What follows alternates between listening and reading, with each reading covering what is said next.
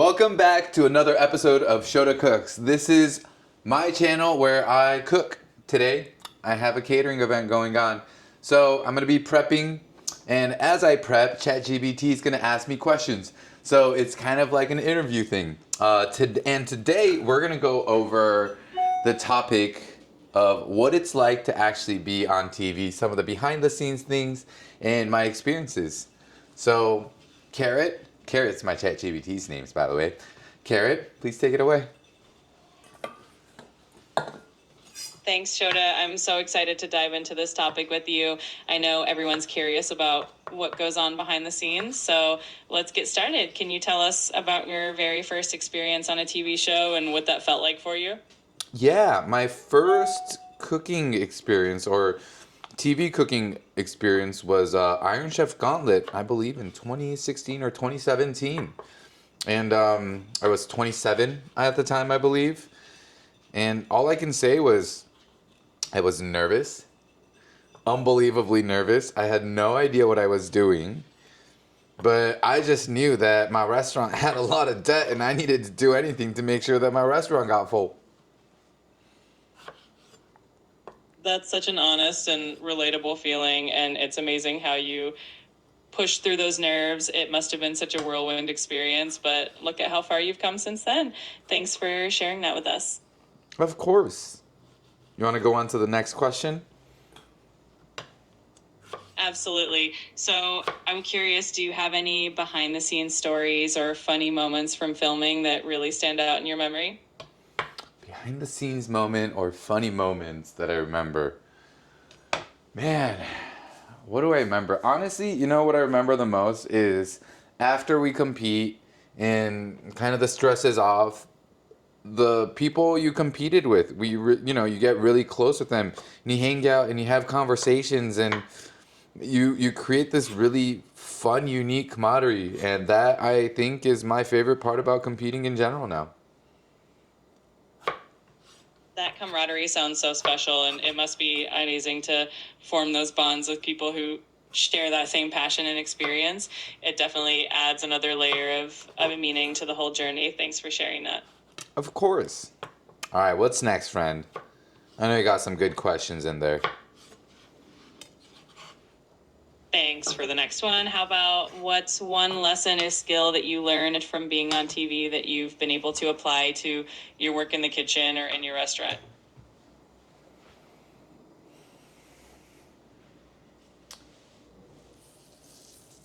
I think being on TV, I was originally scared, being a chef for a while, you start to have a group of people that you can rely on, especially in the kitchen. Hey, do this, do that, cook this protein, and you start competing and you're like, oh wait, I haven't done this in a minute. And also the fact that it's all on you, I think for me, that was something that was really scary for me in the beginning. Like, hey, in my brain, I'm like, if I don't do good, my team's not going to look up to me anymore. They're going to think I'm a joke. What if I overcook chicken? What if I overcook all these things? What is my team going to think? And I think, for me, it was really hard to kind of keep thinking about all those things, what other people are going to think. And I think throughout that and having kind of where I am right now, realizing that, number one, I love the pressure is something I've learned about myself. I love the pressure and I love doing things. I love living life. Because when you go out there and you do things that are uncomfortable, that are a little scary, but they're only scary because they're meaningful. If it's not meaningful to you, it wouldn't be scary, right? So I think realizing that has probably been one of the biggest things inside and outside of the kitchen. It doesn't always work when you're competing. You're like, this is a scary method. I'm going to try it out for the first time. Maybe don't try out something brand new for the first time or use pressure cookers on competitions when you barely use pressure cookers. Yes, I'm talking to myself. That's such a great insight, and it's amazing how those experiences push you out of your comfort zone and help you grow.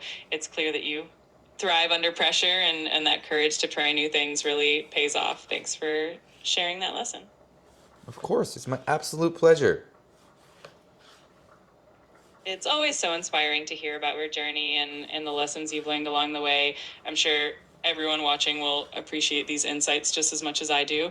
Let me know if you're ready for another question or if there's anything else you'd like to share. I sure am ready for the next question. Let's keep going, friend. And thank you for all the compliments you give me. It's very nice of you. Absolutely. It's my pleasure. All right, let's dive into the next one. If you had to give one piece of advice to someone who dreams of being on a cooking show or competing on TV, what would that be? I think people who dream of being in a cooking show, that this one might be a little bit of a hard one for me because I never dreamed of being on a cooking show. I dreamed of being successful in this industry. I dreamed that I would keep having opportunities to showcase my food, serve food, and connect with people. Um, and I think if as long as those are your goals and you're really, you're being kind, you're being polite, you follow through. And when I say follow through, you follow through with the promises you make to yourself, right? And you set goals for yourself. You keep pushing yourself. That's how you get on TV. I mean, that's my experience at least. That's such a thoughtful perspective, and it's really inspiring to hear how focusing on your passion and staying true to your goals naturally led you to these amazing opportunities. It's a great reminder that success really comes from dedication and hard work. Thanks for sharing that. Of course, my pleasure. What's next? Let's see. How about we dive into something a little lighter? Can you share one of your favorite moments or maybe a particularly funny memory from being on set that always makes you smile? I think honestly it's probably Top Chef because it was such a long cooking competition. It was still like my third cooking competition that I've ever done. And you really get to know everyone, right? And it's a month and a half total that you're shooting. And I think the funnest things for me happen, like some of the funnest experiences happened for me. And also, like my season of Top Chef, it was COVID town, so it was shot in 2020 in Portland. So it wasn't like if I wasn't there, it's not like we were doing anything. It was just nice to be able to network. There was some kind of camaraderie that happened just because not even just the contestants, the producers as well. We were all going through this together and experiencing something for the first time, which was filming a massive Bravo film or TV show during COVID. That must have been such a unique and intense experience, but it's amazing how those challenging circumstances really brought everyone together. It sounds like it created a lot of meaningful connections and memories that you'll always treasure. Thanks for sharing that. Of course, it's my pleasure. It's been so much fun chatting about all of this with you. I'm sure your audience is going to really enjoy these stories and insights. Let me know if there's anything else you'd like to share or if you want to wrap up for today. Let's go through a few more questions. We're only 8 minutes in. I think we got a little bit more in us. What do you think? Absolutely, I'm all for it. Let's keep the momentum going. For the next question, how about what's one surprising thing you've learned about yourself through your experiences on TV? That could be a fun one to explore. What is one thing I learned about myself through my experience on TV? That's always an interesting thing to reflect on, and I'm sure your answer will be really insightful. It's amazing how these unique experiences can help us discover new things about ourselves. Whenever you're ready, feel free to share. I think as simple as it is, I think it's I refound the joy of loving to cook delicious food. And what I mean by that is I think as you go in your career, we're young cooks, we're hungry, we learn things. Then at some point, I wanted to be the best, whatever that even meant. And eventually, I think, I started running my own restaurant, getting into managing people. And now I'm getting further away from food as the years go by. I'm still loving the creativity, but my brain, I guess, there's a part of me that was starting to get a little complacent in my career, maybe about like 15, 16 years in. Still hungry, but a little complacent. And I think going on TV, realizing you cook delicious things, and there's these judges that give you their honest opinion, and you get to see if they enjoy it, and realizing how much I enjoyed when people are like, oh my God, this is delicious. I was like, okay, cool. I'm happy. I don't even care about the grand prize right now. I'm a simple man like that. That's such a beautiful realization, and it really shows how much passion you have for cooking and creating memorable experiences for people. It's wonderful that you've been able to reconnect with that joy, and it's definitely something that shines through in everything you do. Thank you. All right, let's do one more question regarding this. What do you think? That sounds perfect. All right, for one last question, how about what has been the most rewarding part of sharing your culinary journey with such a wide audience through TV and social media? I think that would be a lovely note to end on. That is a lovely note to end on.